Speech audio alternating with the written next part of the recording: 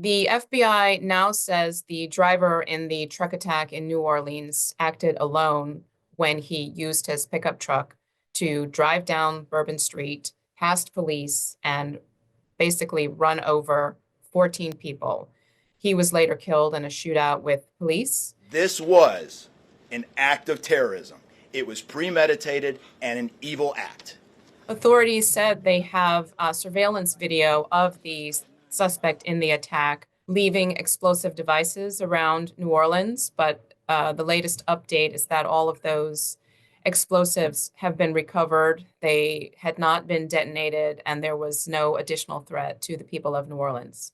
President Biden has been getting regular updates on the investigation, and he's also been directing his team at the White House and across the federal government to make sure that officials in New Orleans have what they need to conduct the investigation.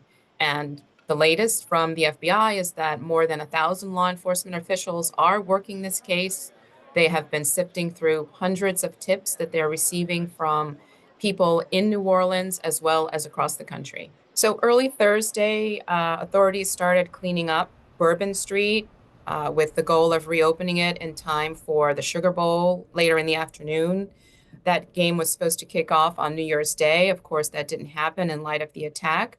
But authorities now feel confident enough to go ahead with the game, which is another high security event that they're planning for. And they feel confident that there is no longer any type of imminent threat to the public who would be going to the game or who would be hanging out on Bourbon Street.